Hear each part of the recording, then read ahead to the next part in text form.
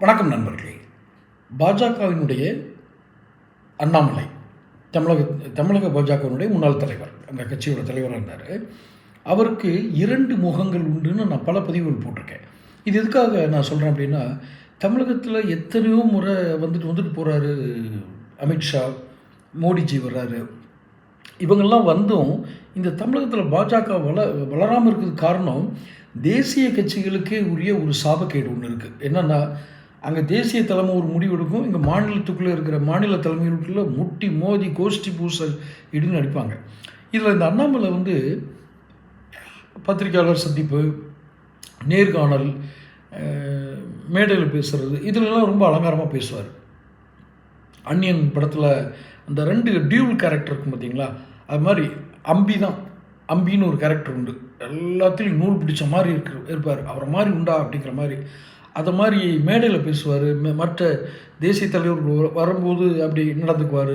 பத்திரிகையாளரை பார்த்தா அப்படி சொல்கிறதுக்கு மன்னிக்கணும், அவர் பேச்சில் மேடை பேச்சுக்கான அந்த இது கிடையாது. சும்மா அந்த லேகியம் வைக்கிறவர் மாதிரி ஏதோ பேசிக்கிட்டே இருப்பார்னு வச்சுக்கோங்களேன். ஏற்கனவே சொல்லியிருக்கேன், பட் இப்படி சொன்னால் அது மரியாதை குறைவாக இருக்கும்னாலும் தவிர்த்தேன். இருந்தாலும் ஒரு ஒப்பீட்டுக்காக சொல்கிறேன். ஆனால் தனி அறையில் அவர் அம்பி இல்லை, அந்நியன் இருக்கவனுக்கு பூரா பற்ற வச்சு விட்றது. பெரிய தேசிய தலைவர்கள் வரும்போது கூட்டணி கட்சி பற்றி போட்டு விடுறது.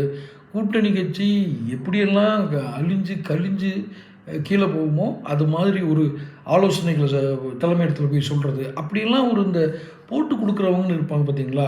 இது எப்போதுமே கம்பெனி முதலாளிகள்னு இருப்பாங்க. ஒரு கம்பெனி முதலாளிகளுக்கு இந்த போட்டு கொடுக்குறதுன்னு ஒரு குரூப்பை வச்சுருப்பாங்க. ஏன்னா அப்போ தான் எப்படி இருக்குன்றது தெரியும். அதுக்காக அவங்கள நம்பிட மாட்டாங்க.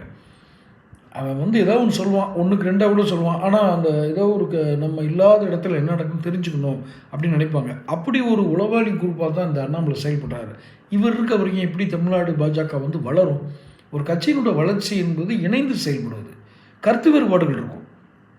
நீங்கள் கருத்து வேறுபாடுகள் இல்லாத கட்சியும் கிடையாது, அப்படி ஒரு குழுவும் கிடையாது.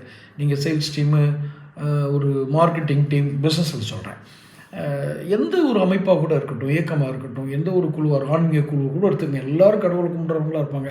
ஆனால் அந்த குழுவிலேயே ஒருத்தருக்கு ஒருத்தர் மனை தான் இருக்கும். அது வளர விடாது.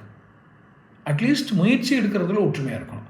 ஆனால் இங்கே ஒரு படகுல உட்காந்து 2 பேர் வேறு மாதிரி துடுப்பு போட்டால் எப்படி இருக்கும்?